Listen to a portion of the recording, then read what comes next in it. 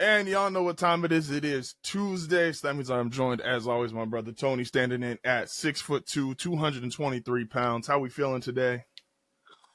Uh, Feeling cool, man. Can't complain. See, that's a rational football fan.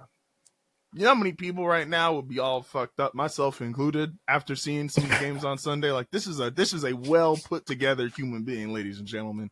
Clap it up for him. This is like a well together he got priorities straight. So I want to start being able, as a part of the weekly here, is giving other people who's, again, I talk sports with like three people in total, but giving people a chance to kind of sit there, see how I'm feeling about the NFL season. I got get good, get great, get out as far as my power rankings for teams, and then we'll do the QB borrow wheel tomorrow. So looking at this, the get lost teams on this really, I don't think there's going to be any issues here. These are just, in my opinion, the worst teams in football. It just is what it is. Get out is just, you're not a playoff team this year, in my opinion. Get good, potential playoff team, great and excellent. Obviously, I think our Super Bowl, I think our playoff teams and upwards. Looking at this, what jumps out, and for everybody listening to give Tony props on his knowledge of football, there's 6 people that watch Cardinals games. 5 of them in Arizona, and then Tony, because we get a weekly text message about how garbage their offense is, and I'm like, you want only people watching Arizona Cardinals games. So we deep. This isn't just like watch 2 or 3 teams and make an opinion. Like, my man is in the trenches watching all these games. It's very funny. So what So looking at this, what are we looking at? What teams I got? A team that I got too high, a team that you think I got too low. Looking at this, let's say the Patriots, especially after last night, are too low. Um, I would say that Houston may be too high. Verdict is still out on that, and I picked Houston to be a very good team this year. Uh, Minnesota's tough because that defense is really good, but the quarterback situation is, eh, I guess it's figured out, but it's not figured out. I It's very This is a weird. defense and Kevin O'Connell thing for me. Like, I just have so much faith in what Kevin O'Connell can do with just about anybody that I think they will be competent enough on offense by. Should they be lower? Probably. Like, if I were to flip flop 2 teams right off the bat, is like, I would probably flip flop. The reason why the Niners to me aren't there is because even though the Niners have a great record, I don't have faith in Mac Jones, and I love Kyle Shanahan, but I don't have faith in Mac going forward. I really don't have a ton of faith in Brock. Um, and the Chargers are another team where, yes, they got injuries everywhere, man. But Tampa Bay got injuries everywhere too, and they're continuing to win. So I'm like, if I'm gonna if I think the Bucks are great, I feel like I can't put the Chargers right there, if just because of injuries. I can respect that. To the point of to the okay to that point of Tampa having wins. Now they're in spaces where Tampa has injuries and they're winning. Chargers have their injuries and they're not winning. The way Mm-hmm. Tampa's winning is just not sustainable. It never is, really. When you're not only injured but you're winning by the skin of your teeth, that's not sustainable. Now you'll get those guys back for sure. They'll get reinforcements, but that doesn't like if the injury luck continues the way it has with Tampa and they have guys coming back, but they have guys leaving, those close wins turn into losses on the back end of it. Because it's either you lose a lot of close games early that you'll end up winning on the back end, or you'll win a lot of close games early that you'll end up losing on the back end. But to the tier of it all, I think Tampa's fine where they are as far as get great. I would probably have San Francisco and get great because you talk about a team that's going to get people back. They're going to get back Jennings. They're going to get back Ayuk at some point. They're going to get Ricky Pearsall back. They'll get Purdy and Kittle back. Um, like they have so many reinforcements coming. I get having them there, but if Minnesota's at get great, I have to put San Francisco at get great. Um, That's fair.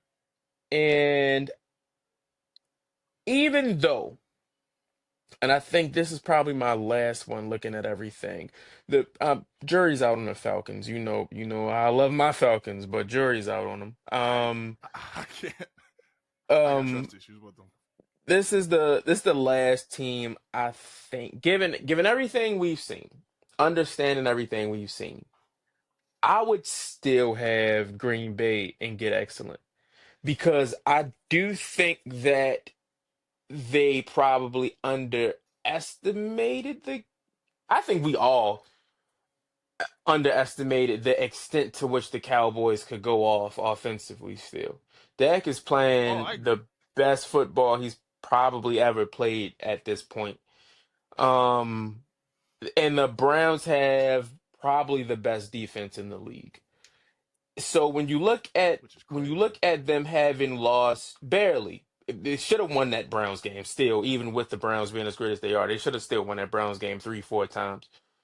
So when you look at the Mhm. losses, losing in Cleveland to the best defense in the league, tying in a game that you could have won or lost, but tying to arguably the best offense in the league, I I can't really look at that and say that's a detriment to them. Now, I do think offensively they have some things to work out, but I also think that's a product of having very particular type of wide receiver depth in a very particular Mhm. system that they run as far as not having a quote unquote alpha. But I think that'll figure itself out in the end. But That's fair.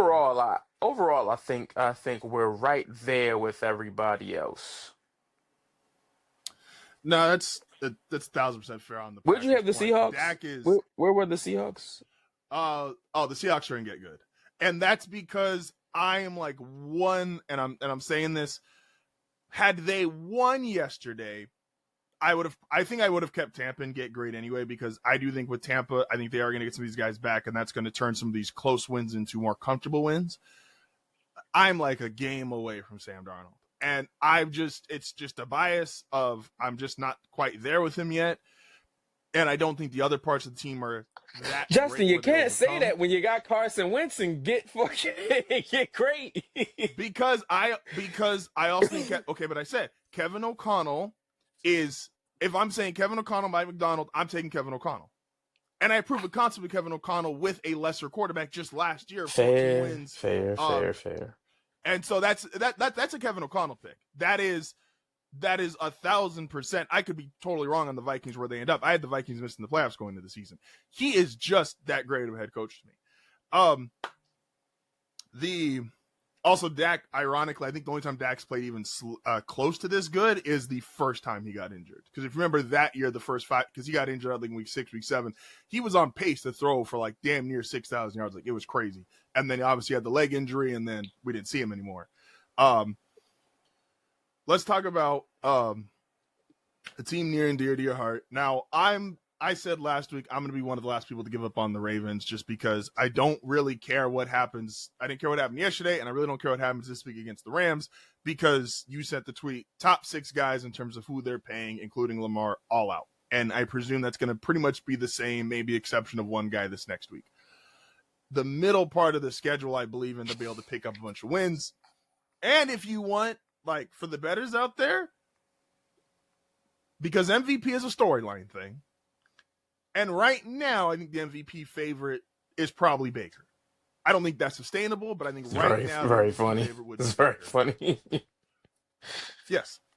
But if you want a great storyline dark horse and what the betting odds are right now, I would go put money on Lamar for MVP. Because if he came back, because now people are going to look at this team not as a stacked roster, all these great pieces. They're going to look at it as, oh, they fall apart if he's not there. And if he gets this team to the playoffs, that's a storyline that when you're a guy who's already won multiple MVPs, you do need that, because we saw last year clearly statistical greatness isn't going to keep getting you MVP after MVP. Where are Even you though right it now on the should. Ravens with all the injuries?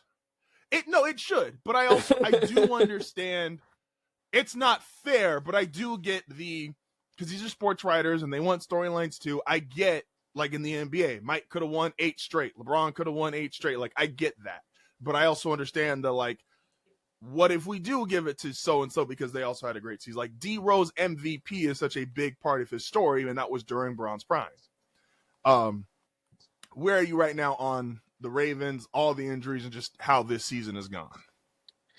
It is one of the things that I talked about constantly when we did this show in the summer and coming into this year. I said there's no reason the Ravens won't be an extremely great team unless a crazy injury happens. And wouldn't you know, so many crazy injuries have happened. I look at this whole thing and it just I'm not sad about it. I'm not like angry about it or anything like that, as I probably would have been years back when, but this is just the nature of the beast. And it's also a thing where it's as a fan, this isn't something that I can look at and be like, it isn't fair because you had the chances. So Mm-hmm. if third times is not the charm, you had the chances. I still stand as far as this Lamar era of football goes. The 2023 team was the best chance that they had. Obviously they went to the AFC Championship game, but I think that team it really frustrates me that that team will get lost in history because they didn't even go to the Super Bowl. You look at that team and they have the quarterback that wins the MVP almost unanimously. The only defense in history. That defense was and is at this moment the only defense in history to lead the league in points allowed, turnovers, and sacks. And that will be lost in history because they couldn't complete the job. They couldn't get it done. And then when you look at last year, that team obviously wasn't as great as the 23 team. That was still a really good team that at the very least could went to Kansas City and gave them a fight. And they go up to Buffalo and they can't get the job done. Obviously not an easy task by no stretch, but they couldn't go up there and get the job done. They shot themselves in the foot over and over again. So many self-inflicted wounds that obviously led to that loss.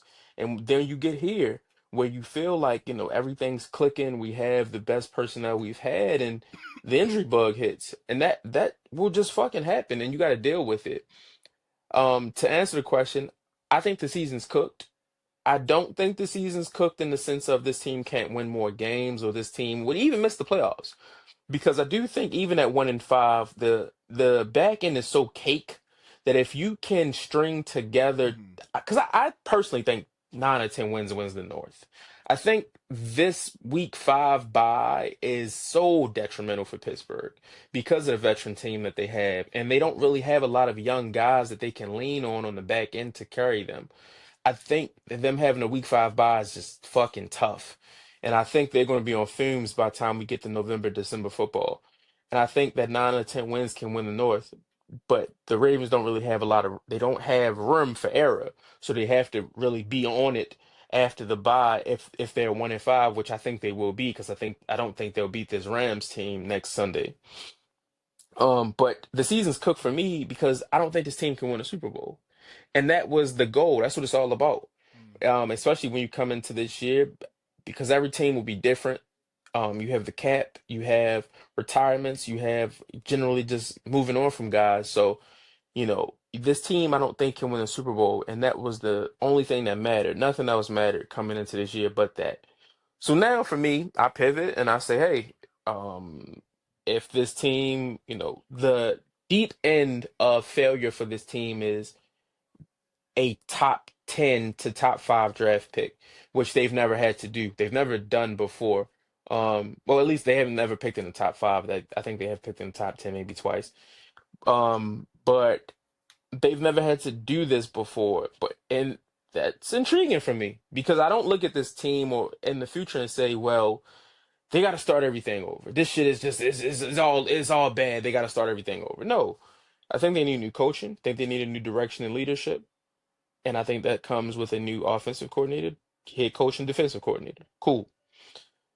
As long as you have Lamar Jackson, you are going to have a chance to compete for a championship. We have seen it. We've literally seen it. So as long as you have Lamar Jackson at Mm-hmm. quarterback, you will have a chance to compete for a title. But when you look at 2025, I think it's a wash.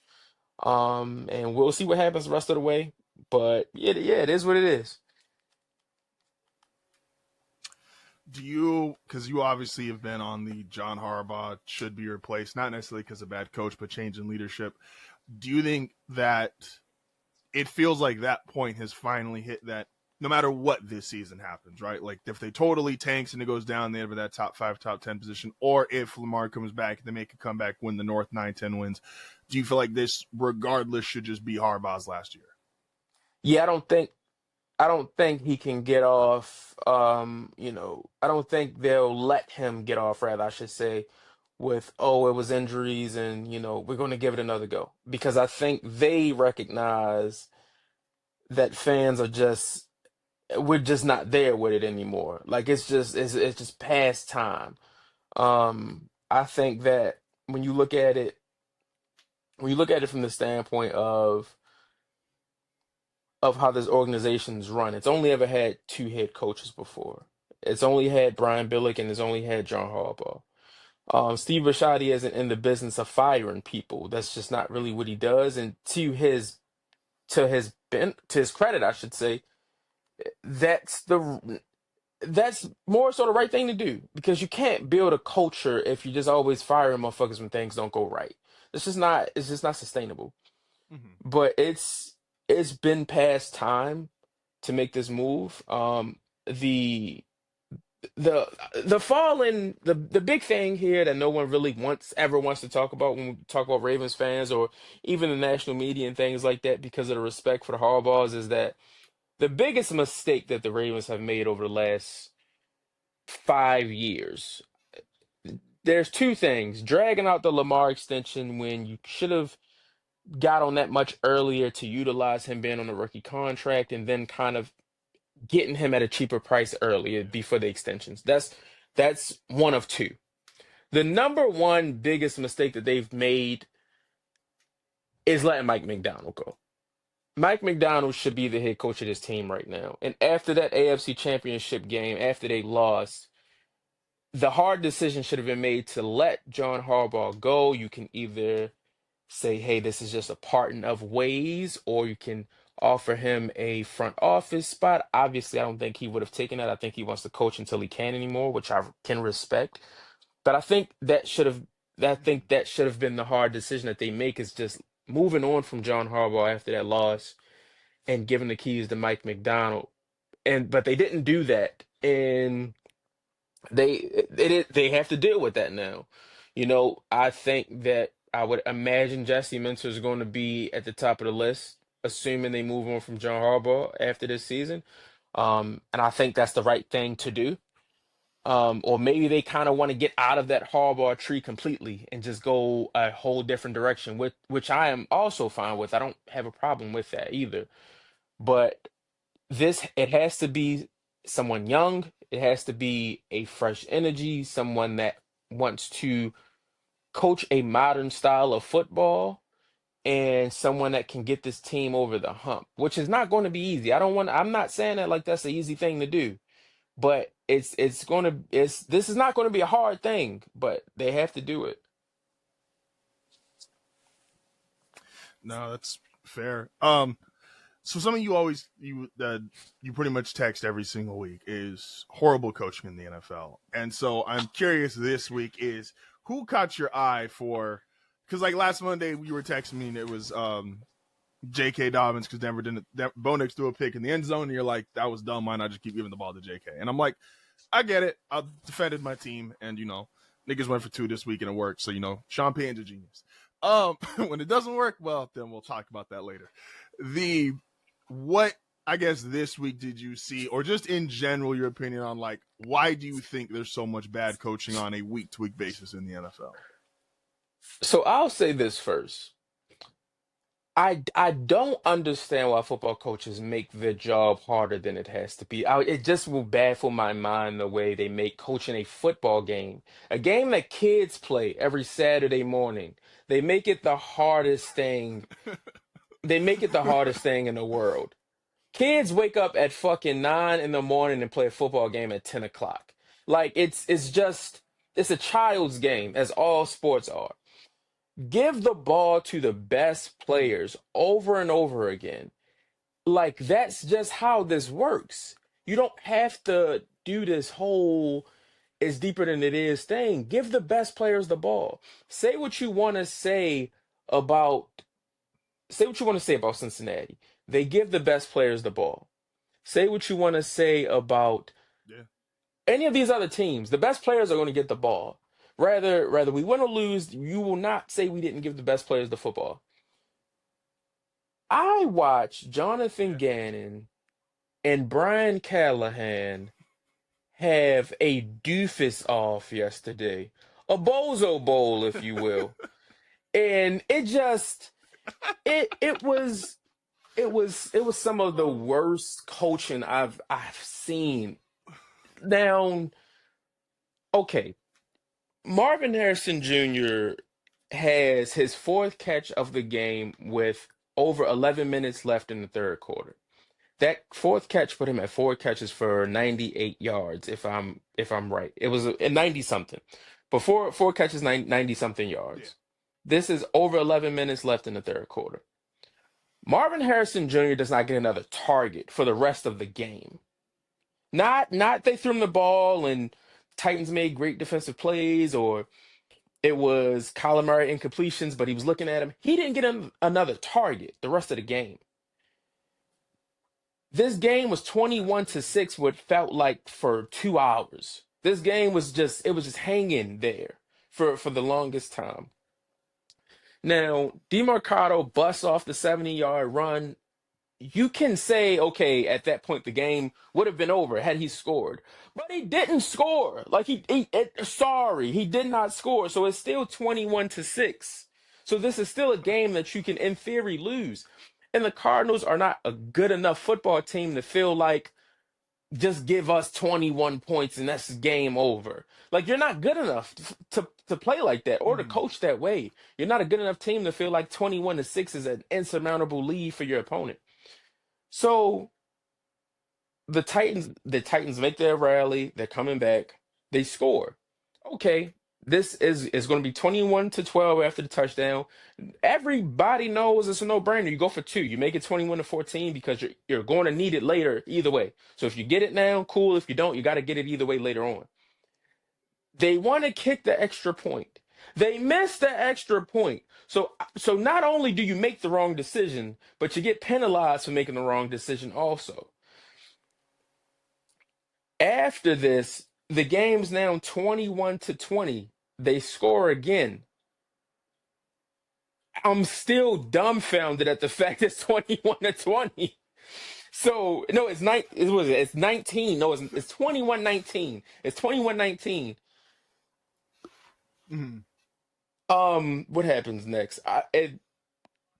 Cam Ward throws the pick. The pick is caught. It's fumbled.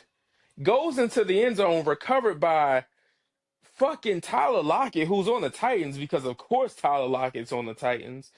This makes it a closer game. Wide receiver graveyard. this makes it a closer game. And then at the end, obviously Cam Ward walks him down, and the Titans going to win. But I'm just watching that game like, you're not good enough to not force feed the ball to a Marvin Harrison. And Trey McBride's dope. I think Trey McBride is a really good tight end. So I'm not sitting here saying Marv's your best player or you have to give him the ball over everybody else. But he's for sure your most talented player. You did not invest a top 4 draft pick in him to not give him the ball, especially on a day where he's going off. He's going off. The first play of the game, which was a foolish fucking throw by Kyler Murray. The first play of the game, his first catch of the game is a 40-plus yarder over 2 Titans that was a yard short, an inch short of being a touchdown. Like, he has to get the ball, and they, week after week, do not do enough to get him involved offensively. And that's not me saying Marvin Harrison Jr. is this perfect football player and he doesn't make mistakes. Marv has his issues. He has his problems. He doesn't necessarily give 100% every time. He isn't all the way involved as maybe you'd like him to be at this point. It's definitely not when you watch JSN and when you watch Abuka do what they did yesterday. But he's also a young receiver in his second year. He's a guy that came out having the label of a generational receiver who didn't necessarily have that rookie year, so that can be a lot on you. So it's up to you as a coaching staff to get this guy involved early. Let him know that we believe in you, which is why we took you this early. And week after week, they don't show that. And I hate that offense from a gambling standpoint. And I also hate that offense just from a football fan standpoint. It it makes no sense to me. Why? Because they have good players. The Cardinals are not a dog shit team with no talent. They have a lot of good players. But I just don't understand the way the offense is run.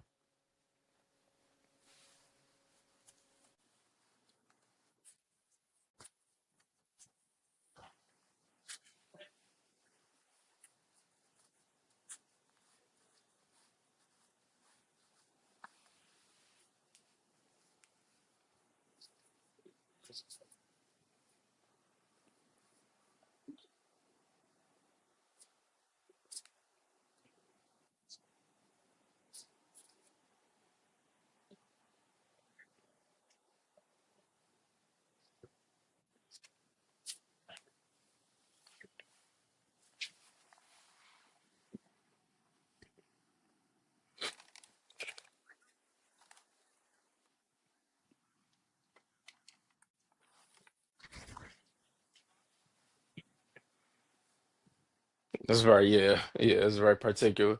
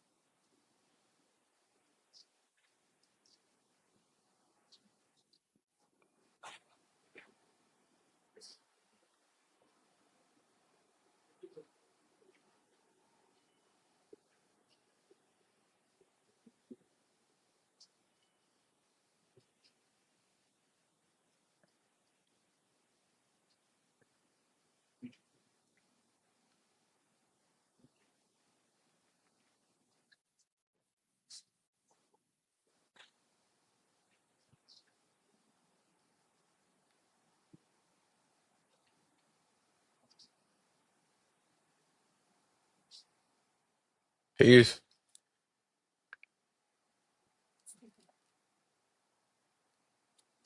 I mean, if you want to be a part of one of the coolest, most unique communities, don't forget to like and subscribe.